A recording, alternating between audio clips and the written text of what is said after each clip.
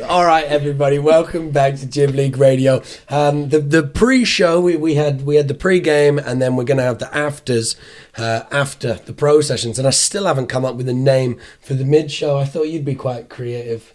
This is on me right now. This is like the meat of the party. This is heavy. You know, like if you're going out and you're going to have a good time with your friends. The filling. Yeah. Okay, boom. There you go. The filling. The filling. That's absolutely perfect. So we got the pre-game, we got the filling. And then we're going to have the afters later. This is Jib League Radio. Welcome back. Joined with two legends, right? Nico, Porteous, Jackson, Tito, Jenkins. Very interesting couple of dudes. And we're here to talk about Jib League Open. We had the event just went down yesterday. We took 20 skiers over 2 days, 9 from the first day, 11 from the second. This man being one of them. We're going to talk all about what happened, how excited we are about the pro sessions coming up. And we're also going to talk about what the Jib League Open is. I think that's quite hot. It was very hot. Yeah, I know. I did that last time. Did you burn your tongue? Not quite. Good. I'm glad. Been drinking a lot of tea, so I knew it was sort of coming. You're a professional. And we want to talk about what the Jib League Open is, how it has been, and this is exactly why the man to my right is sat in this meeting. So, Nico, Jib League, Season 1. Mm-hmm. You're an all-star. Your name is in lights. You're Nico Porteous. You're the Dom Dada. Yep. The man. You get invited to this new conceptual free ski competition that your pal's putting on, and you say, no, I don't want to come. That sounds so arrogant when you say it like that. But, yeah. No, I'm going to change it. Okay. Don't cut it, because I meant it. He said, no. You said this. I really appreciate the invite. That's epic. I'm not quite sure if I'm going to be able to make those dates. You're like, if I can come, I'll do the Open and I'll qualify my spot to prove that I'm not a pipe jock and I deserve to be there. And my heart swelled. I've always thought you're a great person. I really have. And I've not just invited you in here to crush on you, but I've always thought you were a great person. And that was the coolest move you ever did. And you encouraged so many other people to come to the Jib League Open. So thank you. And why did you decline your first Jib League invite? Well, the reason why I declined my first Jib League invite was I had just come back from ACL rehab.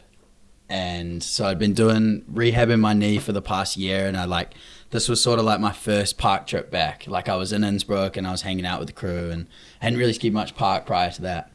And Woodsy, asked if I wanted to come and be part of Jib League, and to be honest, I wasn't the most confident in my skiing at the time. Like I'd had 9-10 months off, and I was sort of like, okay, I kind of need to ease back into this, and sort of saw some of the names that were invited, and I kind of geeked out a little bit and was like, oh my god, these guys are my favorite skiers, and the level is so high right now, and I in a way I was like, damn, I don't even know, Woodsy's asked me to come and be a part of this event, and at the time, I was not even sure whether I would be able to do a 2-on or something.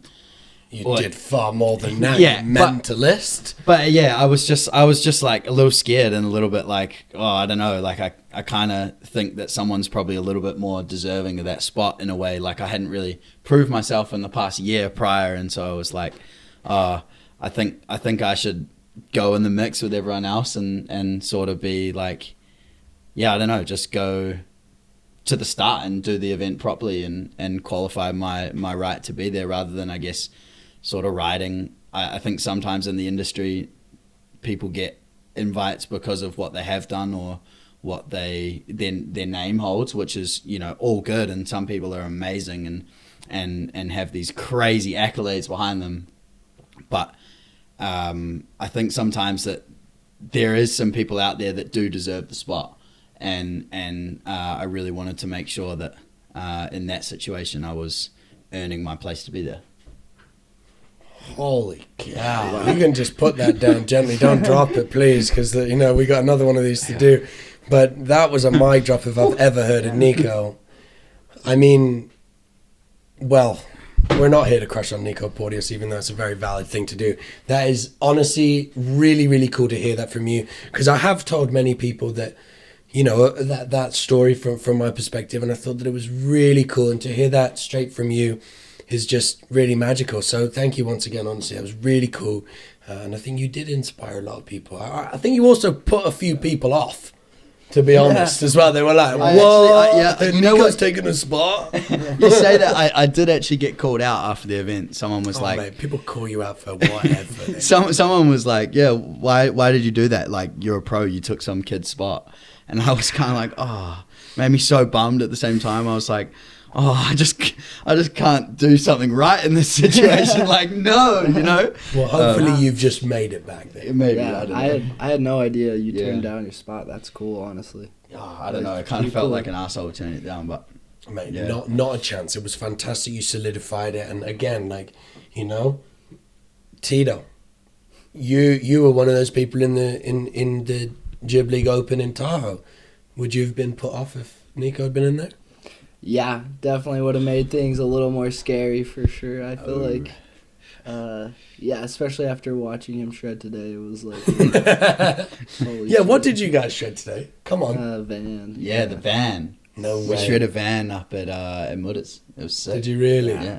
Oh dear. It was DIY. We were talking about it, and it was just this like DIY setup, and we were talking on the way down how it was like really was like childish. Like, I don't know, no, like in the best way possible. It was like, you know how, do you remember like growing up how you'd go out with your buddies and you'd make like a PVC rail, or you'd like find a fence and you'd like set it up. It was so sick today. Everyone was just like, didn't care, didn't have to be the most perfect thing. It was just like, let's kind of explore in the way of building, but then also in riding. And it was sick. It was the sickest energy. Yeah, I think it could definitely should be a more common thing. Yeah, I think so as well. It brings more to skiing for sure. Yeah, don't you think it would be sick if all the resorts out there had like a bone zone that like all their rails that they're not using in a season, they put on, you know, a really mellow slope, can be out of the view of the public, like doesn't have to be anything, but it was just this sort of like pact between park crew and the riders, and it was just like this mutual appreciation for this one thing that we love doing, and you can do it in your own way. Yeah, it totally brings out like your most creative thoughts too, because you can set it up how you want, and where you want, and it doesn't really take up that much like land or whatever either. Yeah, no, up there it's that small little section that faces the most amount of daylight sun, which is really cool. Daylight sun, like there's nighttime sun, but we can't talk about that without shouting out to Ethan Morgan. Like that is his DIY section. Shout out Ethan Morgan. Shout out. He's such a dude. He's such a dude. He's such a good dude. Big inspiration to me. Hustles. He gets stuff done, and he's, you know, putting out wicked parts on the snowboard side of things. And yeah, that DIY part, that's all him. His name's on it. He coined that thing, and he's rocking it. So thank you, Ethan. And you guys might have foiled a plan of mine later in the week, but I won't say any more than that. But that was interesting that you guys were having a great time today. Is anyone going to ask me what I did today? Yeah, what did you do today? Yeah, we didn't see you all day, Woodsy. You did. You did. You saw me at the beginning of the day when I dropped in, and then I didn't come back. No, it was a long day of shoveling, and I tease again because you helped me so much. We do have a transition feature coming at you, so I had to call on this fella just to make sure angles were right, and then all of a sudden we started hitting this flowery, sugary snow, and I started losing it. It was like itching at me, and I was getting all worried. I was like, I need this to be perfect for Tito tomorrow, man. Yeah, for me, not him. Not me. He's fine. I need it to be perfect for you. Exactly. I'm gonna need it perfect for me to do anything. For real. What, like, we briefly spoke about it today when we were shoveling, but in terms of like, you briefly mentioned that you were up there for weeks. How long prior to the events are you thinking about the features? Are you planning them with Ferdy and Oystein? And the whole building process, because I guess for people at home watching the Jib League videos, they just see, you know, the 25-minute highlight video on each feature. But like, what is the work? Yeah. Well, I don't know. You know, like the process of, I guess, coming up with a feature, and like we're talking about similar to the DIY, creating our own features. I guess you guys are just doing it on a bigger scale with the features we ride. So yeah, Jib League is a little bit like that. It's pretty. The idea. All right, I'm going to break you down. The idea with Jib League is it's public park accessible stuff. Maybe it's like your back garden setups. It's stuff like that. There are people in this world, because I used to be them, looking at these big events with massive jumps, massive pipes, all the flashing lights, bells and whistles, and all these people being celebrated on them. And I loved it, and I loved to watch it, but the overriding feeling for me was, let me have a go. Put me in the room. Watch what I can do given that opportunity. And Jib League is a way of, one, bringing back some of the old school stuff, like the way that we used to ski back in the day, the sort of jam session styles, cash for tricks almost vibe. That's how I became a skier. But also bringing those big dogs down from that perfect mountain and putting them on the public slope. Tangible features where people, skiers, real skiers that are there watching those flashing lights saying, I can do that, why don't you come and try it on my PVC pipe, you know, and putting the pros in that situation and seeing who holds up, you know, not perfectly groomed, this, that, whatever. It's a different take on the whole thing. So that's really interesting to hear you say. Funny that we joke about it. But when it goes into where the time and the effort goes, yeah, we've been here for a couple of weeks building features. There's a little bit of an unknown coming to Matura Alm because they haven't traditionally had much of a park. I was a little bit like, skeptical, because I want to go to places that have a park, have a heritage, provide for, you know, our little community. But I had it on very good information that they've got a long-term plan to bring it in. And if we look at what they have been doing, they've had Crankworks for a while on the mountain bike side. They're doing heaps with Ethan and the ladies on the snowboard side too. And they're like, yeah, we want Jib League to come. We're motivated to help you out and get you at our resort. And honestly, that is the most flattering thing. Time-wise in preparation, I spend all year on my computer, on my phone, planning everything that isn't the skiing. Ferdy and Oystein rock up 2 weeks early and start plucking ideas out of their heads. No. They do plan it and they do think, and we do have a little process. But as far as I'm concerned, like, you remember the first year, the barrel? Mm-hmm. Yep.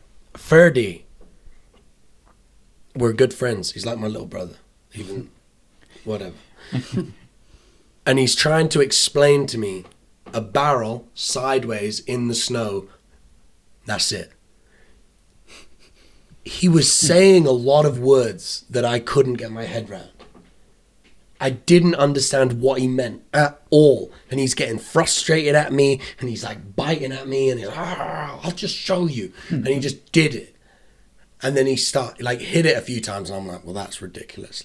What's this going to be? You know what I mean? Still didn't even buy it after I'd seen it.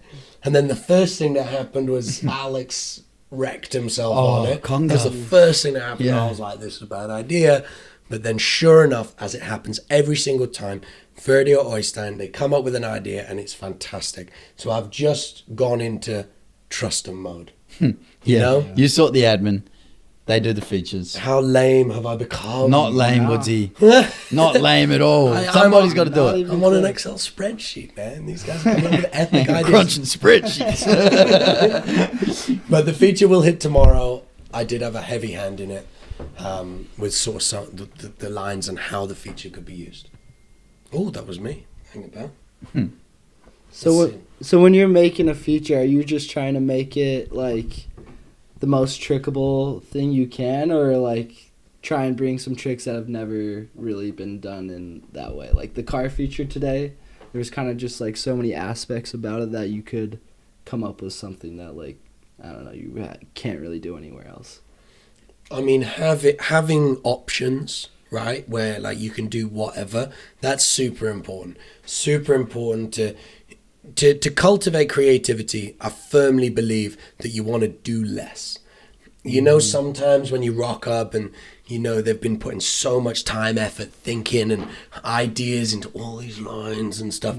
In the end, that limits options, in my experience. You know, like the more options you think you're providing, you end up cutting off all of these options that you never even dreamt of. So like, keeping it simple is very important in my opinion, but also thinking about the creativity. Like, it's got to look different. And we hit that knuckle in the Open yesterday, and you know, we've been hitting loads of knuckles. Like, shout out Kimbo Sessions, Kimbo Bergie, the man, like, made that Kimbo knuckle so perfect. Just boosting off a knuckle has become a massive deal. It's become a part of our sport with knuckle huck and shit, you know? Like, it's a huge thing. Everyone thought, oh, what's this kind of meme event that's going down, knuckle huck? Like, and now it's so big. It's like, people are making careers off of that. So it's a relevant feature, just as relevant as a down bar. Yeah, no, like arguably the like most favorited event now. Yeah, for sure. It's crazy. Totally. Yeah, knuckles are sick. I mean, you ski behind these guys nowadays, just down a nothing run, and all of a sudden they're just like boing, boing, boing, boing, boing, boing, rah, rah. Ooh, I hit the thing, all over the shot. It's amazing to see, and I'm like, goodness gracious, all right, well, I better start slashing a bit of everything here. Wow, you know? It's so cool. Yeah. So that has been massively inspiring for me, obviously, to create Jib League and to continue doing it.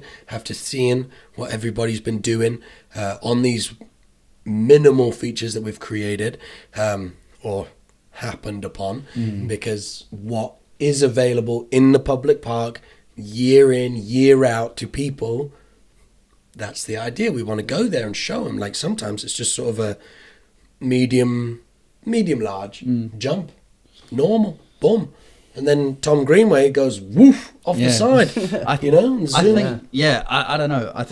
I don't know if you guys agree, and maybe you don't, but I think what it is that it forces that little bit of curiosity, and I think that curiosity is where creativity shines.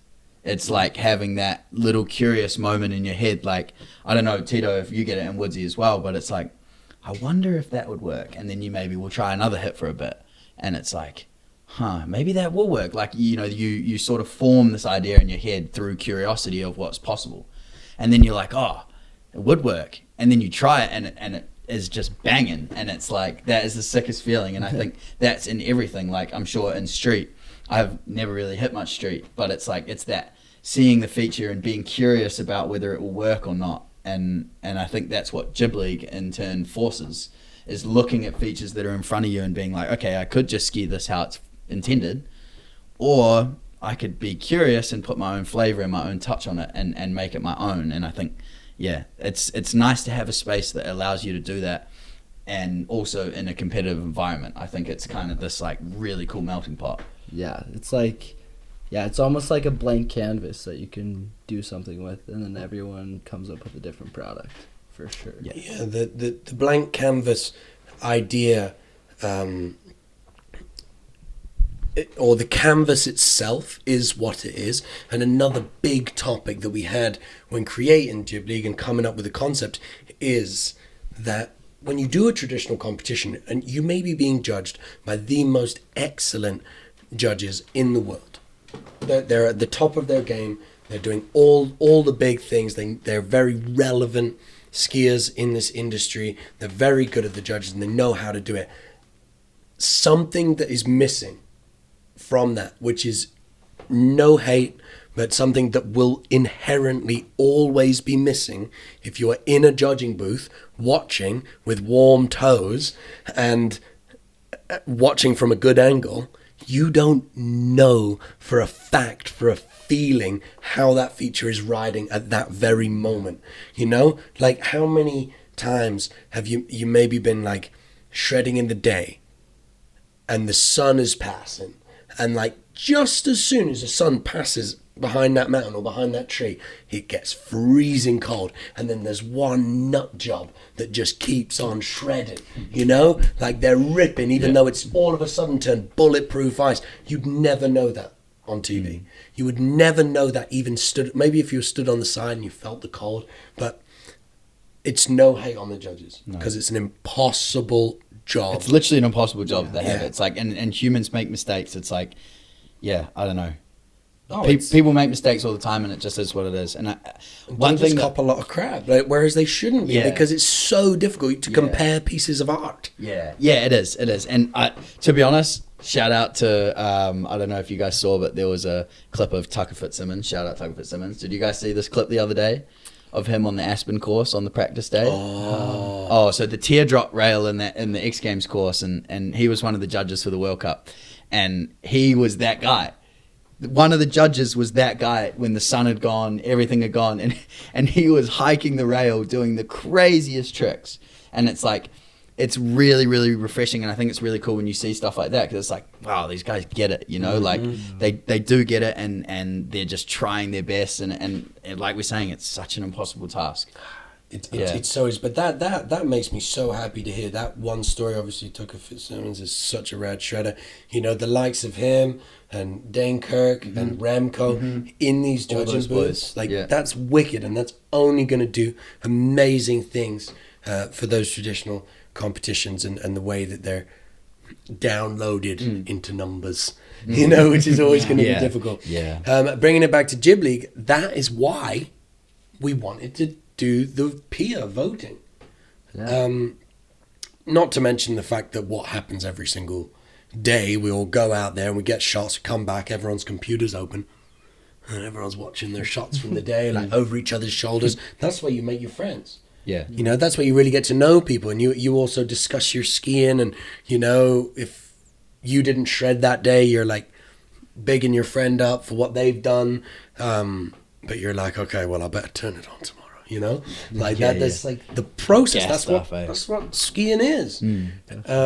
So the idea of doing that on a group scale, you know, including more people, making friends, put everyone in the same hotel, get everyone eating together, you know, get the conversation started, and friend groups will, you know, emerge. Very, very important with the Jib League concept. Why did we get onto that? It was a great point, but we were talking about something. We were talking about the judging, I think. Yeah. I think it was even before that. Oh, yeah, blank canvas. Yeah. Yes, blank the canvas. blank canvas. Exactly. So, all of these creative, curious lines, things that are going on, only those that were in that same situation, faced with the same canvas, blank with a couple folds in it, same thing put in front of them. What did I come up with? Oh my goodness. Now I'm watching what I could have thought of. You know what I mean? Yeah. There's a lot of that. Yeah. And that's peer voting. It's like, I was in that same position. I didn't see that. Or I was in that same position. There's no way I would have tried that. You know? Exactly. Or I tried it, couldn't do it. That was amazing. Big ups to them. I'm going to put him on my voting. Yeah, it's sick. It's sick. Yeah, I definitely like the rider voting. I think it definitely adds to the not just to the skiing, but to who you are as a person, because people pay attention to that as well. I feel like your energy, people are gonna see that, and I don't know. Especially like, even if you just look at Henrik, you just know that he was having the most fun out of anyone. You know. Yeah, people saw. I've been listening. Yeah. You know, can't help it. It's brilliant. Yeah, and exactly. And that links so beautifully into the criteria that we try to I don't want to put it in a box. I never, ever, ever want to put it in a box, because we're skiers. We know what this thing is, this untangible, elusive thing, whatever it is. We know what it is that we're trying to do. You know, we know if it's something a bit too that way or a bit too that way. There's like this beautiful middle where creativity can just blossom. And you can do whatever you want to do, but you're sort of treading in this path. Anyway, we had to outline how we select people from the opens to bring them into the pro sessions. I say it all the time, and I feel so cheesy. You got it. It's not cheesy. It's not cheesy. It's cheesy because you said it so much. I know. Yeah. It's getting corny, but Freddie this year was not, like, you have to keep saying it. Yeah, because it's real. And it's corny because you've come up with the idea for 4 years ago, you know? Yeah, I just scribbled it in my notebook. I was like, blah, blah, blah, blah. It's creativity, ability, and awareness. And I think, you know, creativity speaks for itself, ability speaks for itself, but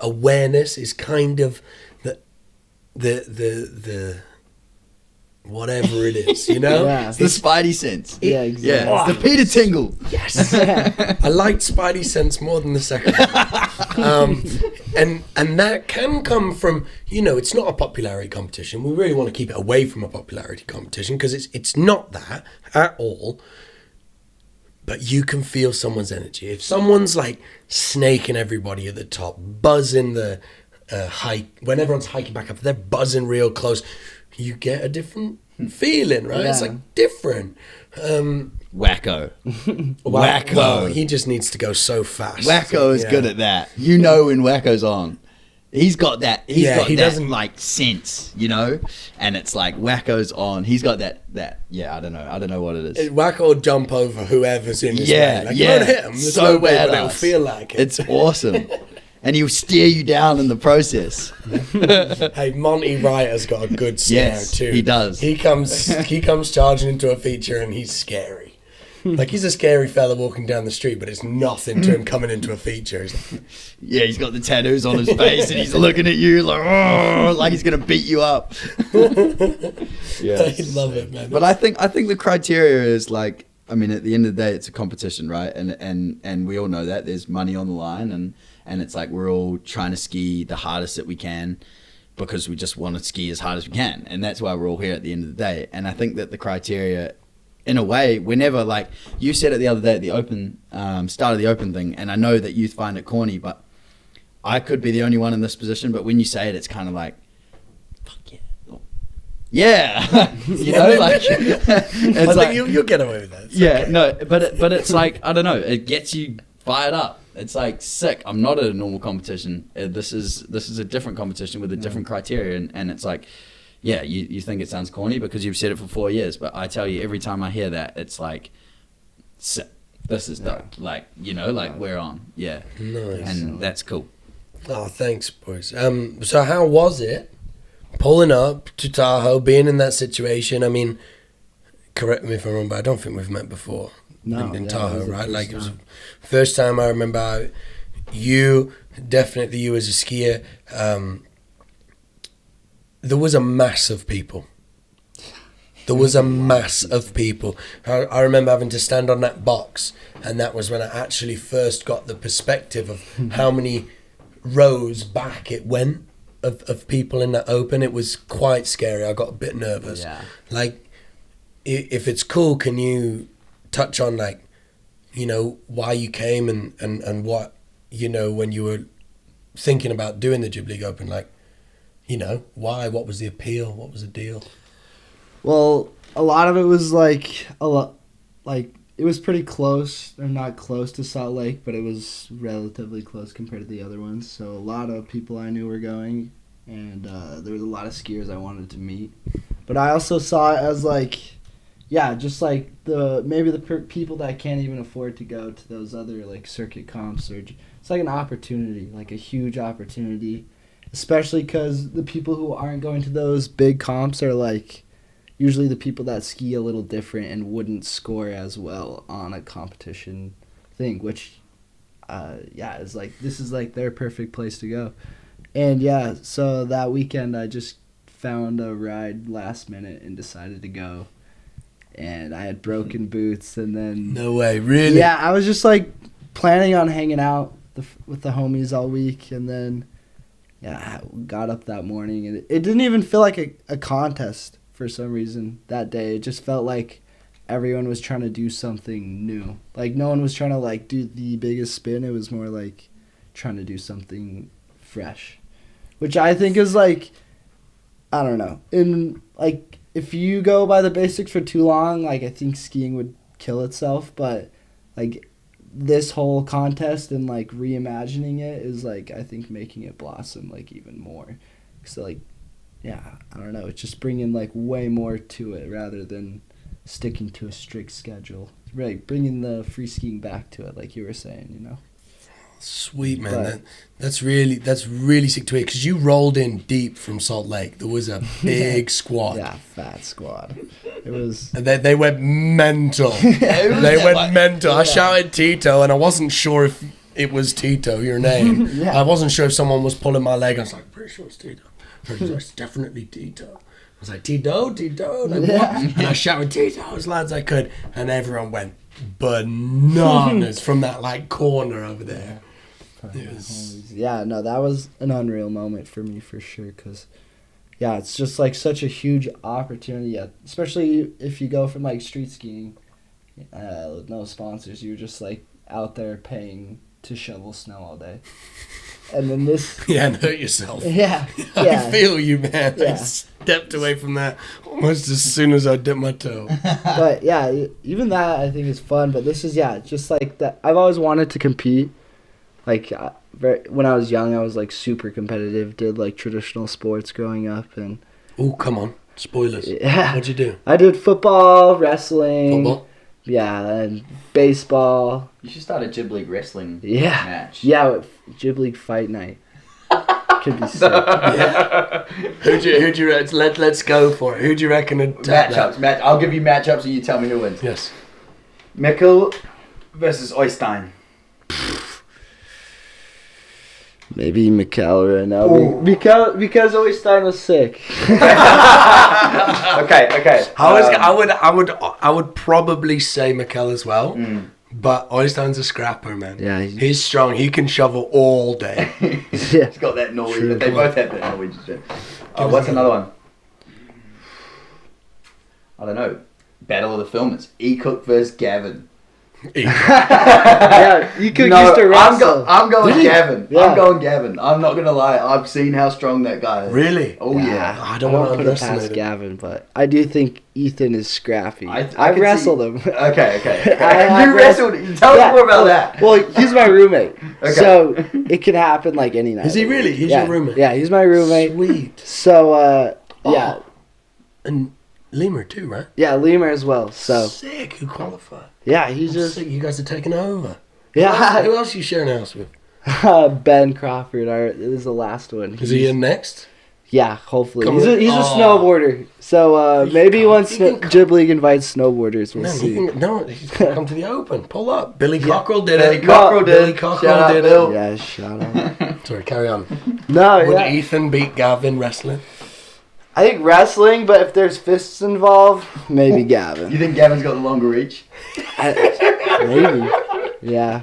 Okay. But you used to wrestle, Tito. Yeah. Come on. We get something back on topic. I love it. This is wonderful. It's nice. We're getting our first real conversation. You always keep sneaking up on me. That's what it is. You're like super incognito and polite. And then it's like, I saw you the first time when we were here the first day. And I was like, you came and you said hello and then you were off. And I was like, I think that was Tito. I'm not sure I've seen him without his goggles on. You know what I mean? No, yeah. There's always that. Like, I feel like a lot of people have a hard time remembering me because I'm usually like goggles on, and then it looks. I have a hard time remembering everyone else as well. Seriously. Yeah. Sorry if I forget your name. We know you don't mean it, mate. It's all gravy.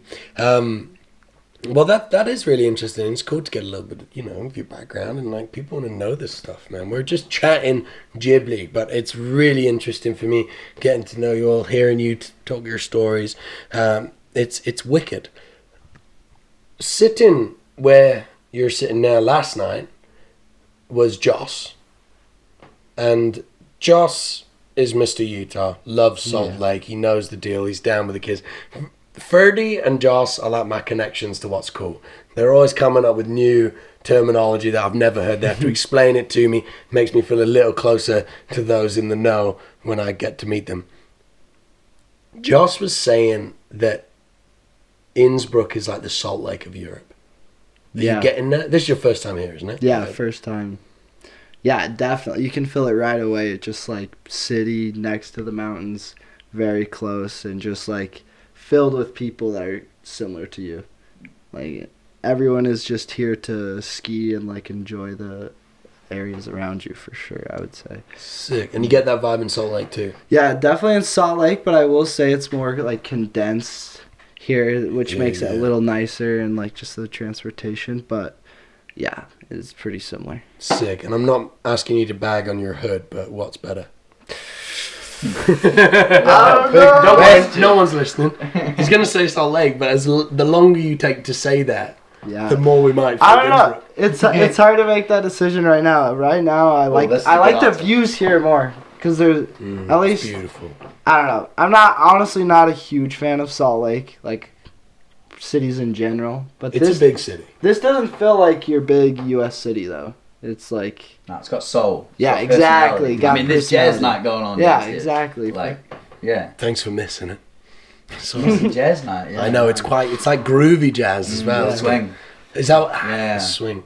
But you're living in Insbruck, Nico. Yeah, I do. You're from New Zealand. Why Insbruck? Yeah, I don't know. I mean, probably because there's a lot of New Zealanders here. That's probably That's why true. I'm That's here. very true. Um, All those banners they had for Felix. Yeah. So The best one was "I am positive today" because everyone that knows Felix is kind of like he can be pretty satire sometimes, but also like I don't know. And they had the thing that said, "Go Felix, I am positive today," and that made my day. It was awesome. But yeah, I just love Innsbruck. It's kind of like where I'm from in New Zealand, Wanaka in a way.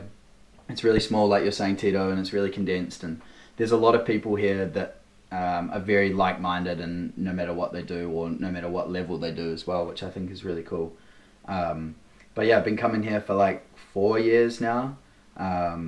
First time I came, we came after the Olympics, and I just rented a house with some friends, and we just skied for a week straight and partied and had a good time. And I don't know, I think that kind of just set the bar like really, really high for Innsbruck. And it's one of those places that's very rare that it just holds that. Like every time I come back is on the same level as when I did the first time. Yeah. Like it is just so fun, and there's always something going on. There's always someone here.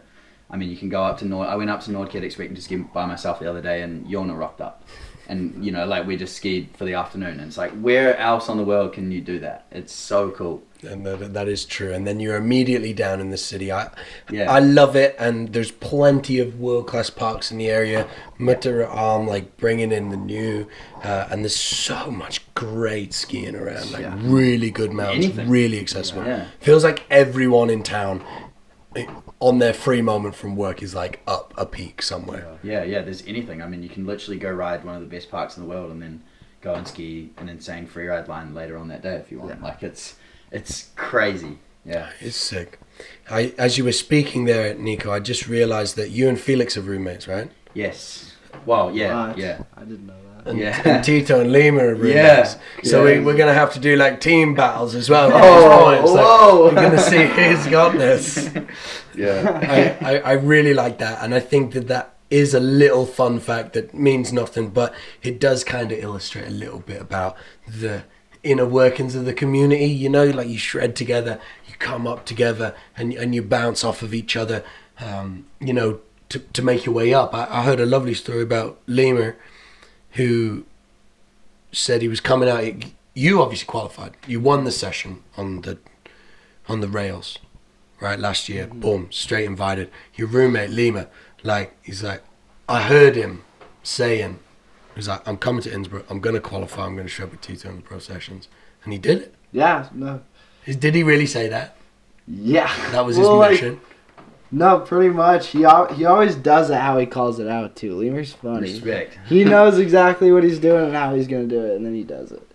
But that's one thing I really respect about that guy. But, that's what he came and did. He literally did what he said after. It was really, really sick. I was big respect for that. We touched on it just then, but you won the Rail Jam. Not only did you come through the Open, right, in Tahoe, but then you actually won a session. And we'd already decided that that's how we're going to give the invites out for the next year.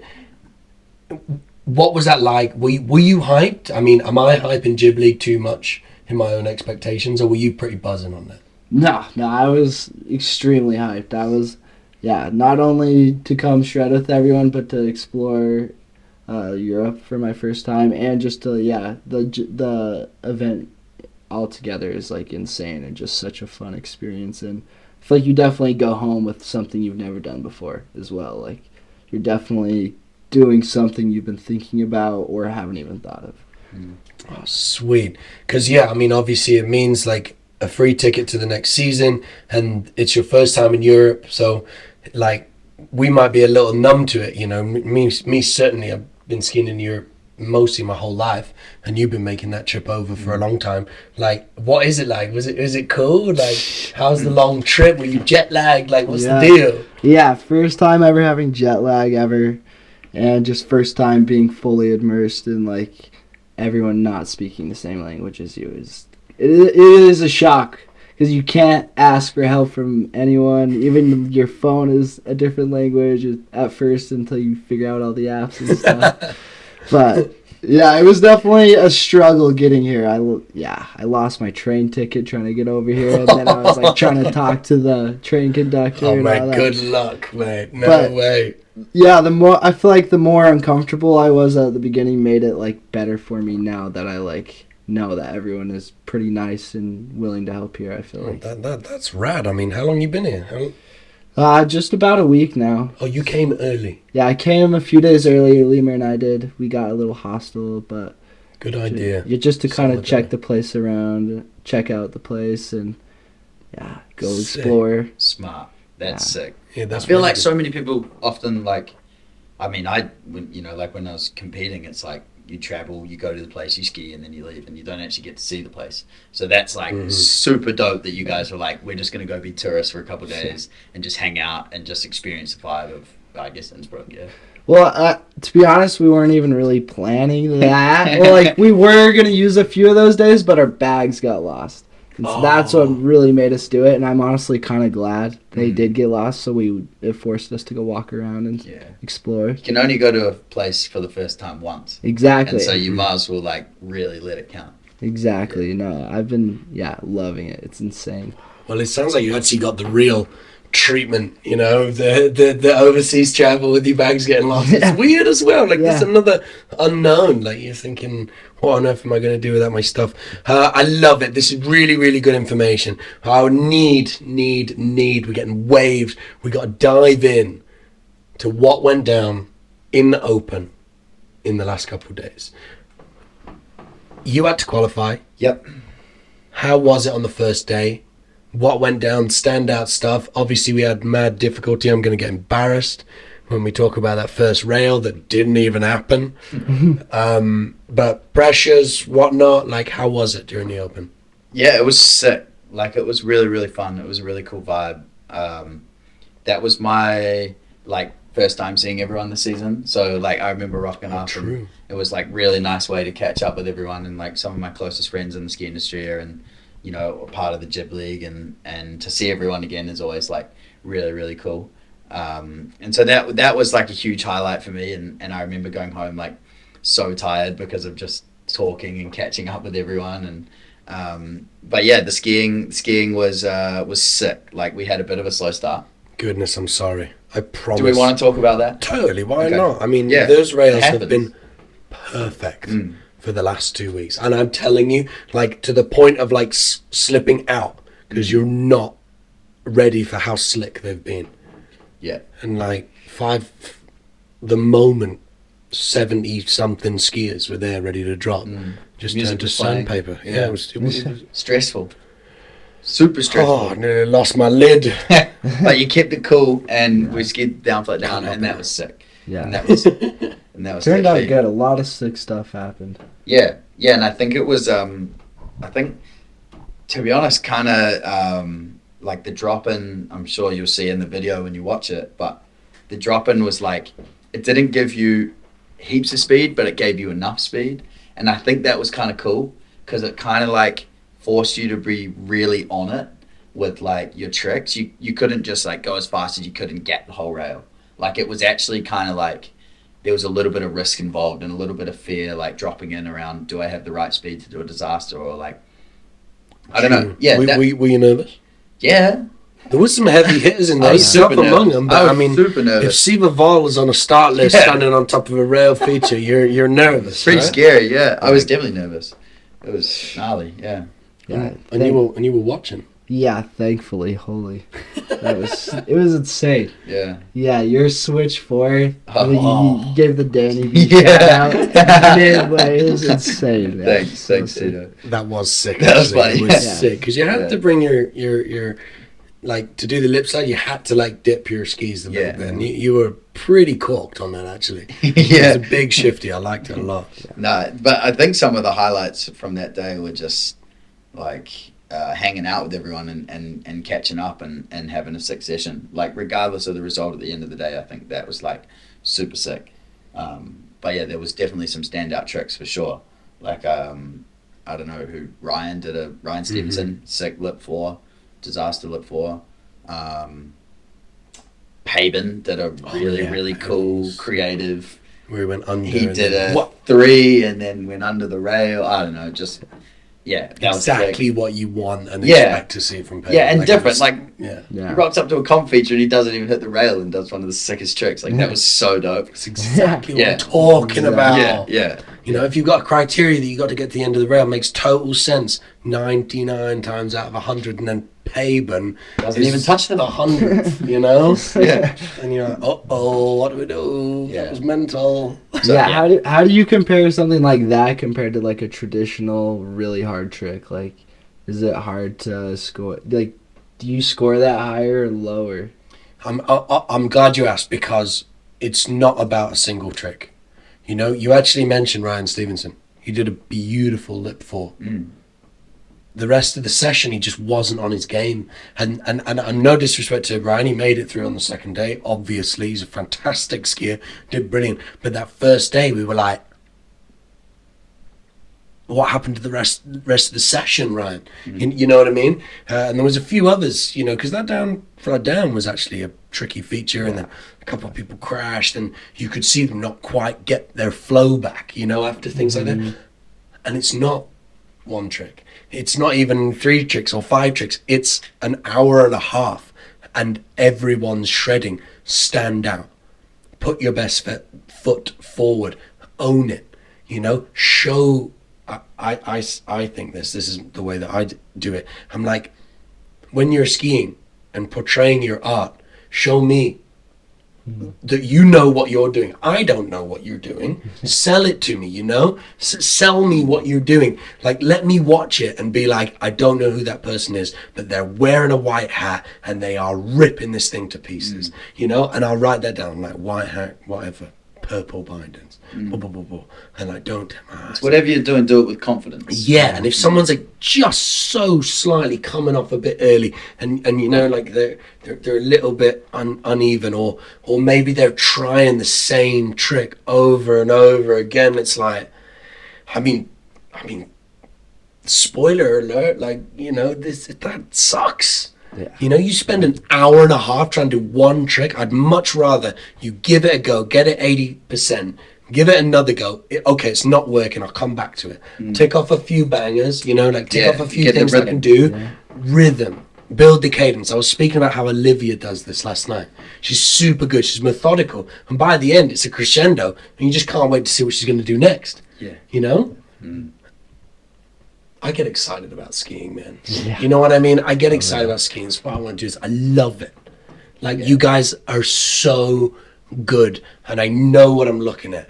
I don't know much about anything else. I definitely don't know how Excel spreadsheets work, but they're worth trying to figure out. So I get to watch you guys shred like that. It's sick. Yeah. But I am glad that the Open's over and that it went well, because it is a lot of stress. It's a lot of stress because I want the Jib League Opens to be sick as themselves, you know? I do remember when you first told me about this event, how much emphasis you put on the Open. And they're still not there's still definitely a far cry from as important or as revered as the pro sessions. We might need to change the names for something like that to actually take hold. But I really want people to feel, I mean, the US Open and the Aspen Open and the European Open and the Austrian Open, that's where you came to make your break, meet your people, just show them what you've got. I want the Jib League Opens to be there. And like, that was so important to me. That was the whole crux. That was the seesaw tipping point for my whole skiing. It was like one mission, boom, show up there, show them what I've got, boom, to the big leagues. And I want the Jib League Opens to be that. And again, I get excited, so I've lost my train of thought. Well, through my experience, it definitely felt like that. It definitely felt like it it was like an opportunity to show your painting, your blank canvas that you did something with. And yeah, it definitely rewards like untraditional thinking, which I think is sick. Nice, man. Oh, that's top quality. I'm really glad to hear you say that. I don't know. I have a little bit of like a counter as well. Mm-hmm. And I think this is like, personally, I think it's sick, but if you want to show up to the event and you're not the most competitive person, or you're not the most competitive person in that moment, like, it's a sick place to battle a trick for an hour and get it, and everyone goes, yeah, you know, like, and that's what you need. Totally, You like know? Death by Pow. Yeah. He was fantastic. He was so stoked. Yeah. And that's like the sickest thing, you know, is that yes, majority of people are there to make it to the finals, and I think that's what's awesome. But also at the same time, it's a jam, and people are like, you're free to do whatever you want. And say you don't have that competitive edge, well, that's all good. Just go and try your hardest trick and like show up and be a part of it, and that's dope. Like, I've definitely had Jib League sessions where I've been like, it's intimidating. It's scary when all your favorite skiers are doing like the gnarliest tricks. Like, I've had sessions where I crawl into my shower and I'm like, and I just battle this one trick, and that's all I did for the whole session. And I was stoked. I was just as stoked on that session as I was the ones that I've done multiple tricks. And I think that's kind of cool, is that no matter how you're feeling on the day, or no matter your goal for the end, you can always be happy with the session. Whether it's because, I guess at the end of the day, it just comes down to, if you're happy with your skiing, then that's what matters. It should be what matters. And, you know, I mean, I take it back immediately, because you reminded me of that fella Nelson from the Open Jam just gone.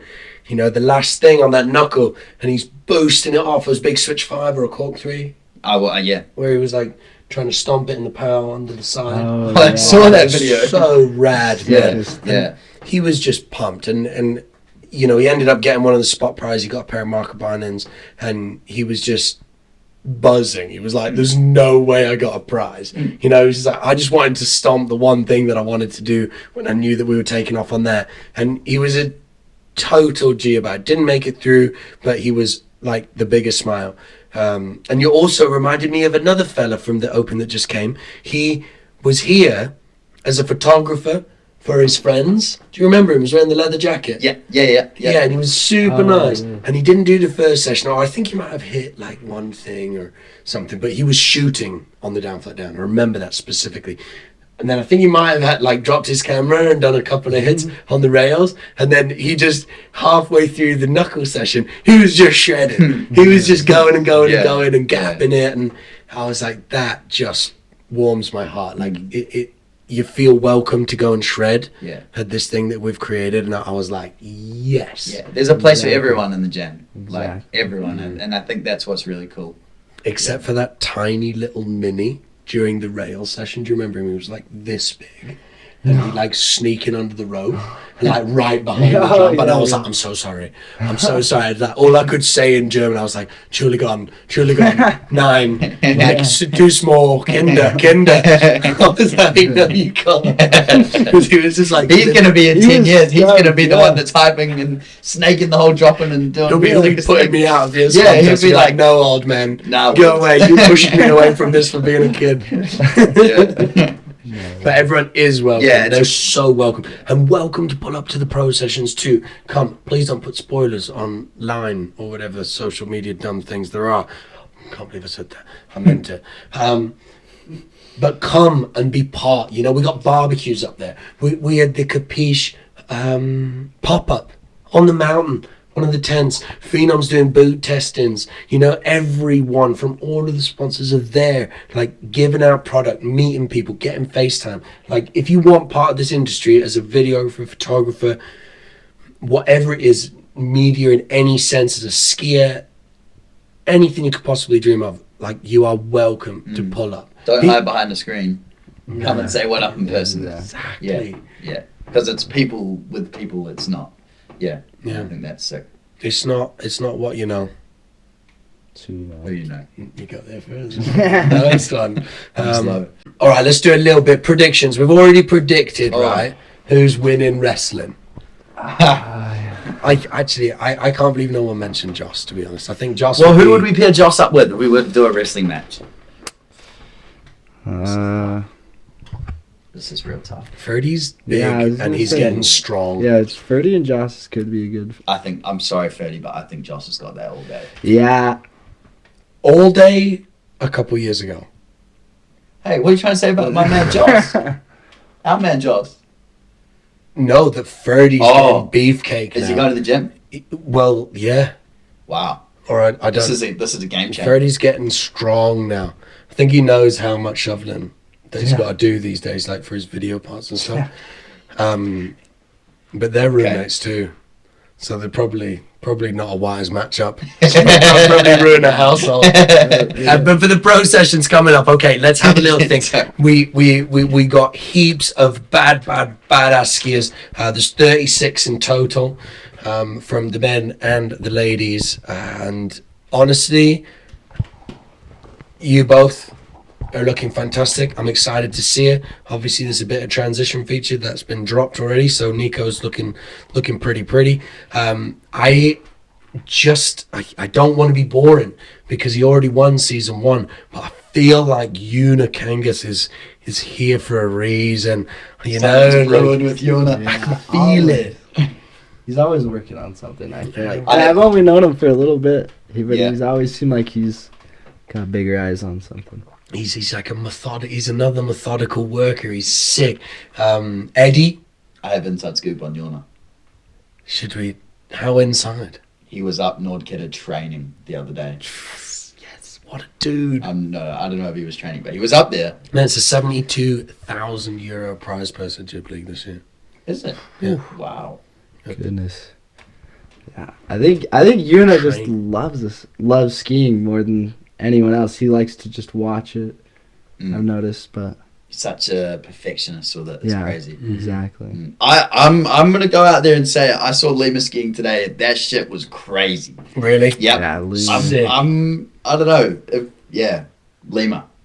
Nice. Yeah. Nice. Yeah. I love it. I mean, we haven't seen Eddie ski like for ages. Like he's just been in his own world. He So I'm skied so today. excited. He was on. Really? He was on. He was doing it? Yeah, he was on. Yes, I'm so stoked. Danny B just came off a bit of a rough run at X Games. I think he could have probably done a little better, but not himself. Like I think he. In the standings. Yeah. So I'm hoping that it set a little fire under Danny B. And I just all of a sudden realized that I'm talking pundit like about your competitors. How are you guys feeling? You gonna take it home, Tito? Yeah, I'm gonna tell myself that, but nah, I already feel like I did for sure. Just with the experience in general, it definitely feels like it's a win for sure. Hell yeah, man! But- Soulful. Yeah, definitely gonna try and ski my best and watch everyone else ski their best. It's like the sickest thing ever. Boom. Sick. Heavy. You started with a heavy good one. You ended with a heavy good one. Thank you so much for tuning in to Jib League Radio. This is the, what do we call it? The middle? The Filling. The filling of Jib League Radio this time. I don't know if that name's going to stick. But thank you so much for joining us. That's the inside scoop, the underground intel. These guys are going to go do battle tomorrow. I'm going to go do battle. I'm skiing too. I'm desperately going for those votes as well. There is prize money up for grabs, and it's pretty serious. Also, the best tricks have got some serious cash on them as well as the overall. It's on. The open video dropped just yesterday, and we're about to go headlong straight into the first of 3 pro sessions at the Jib League Season 3, Episode 1 at Mutter in Insbruck. God. I got told off for saying Mutterarm. I got told off by like 5 people after I'd said that first video. Well, you got it right this time. I know. With some jazz. Yeah, some jazz.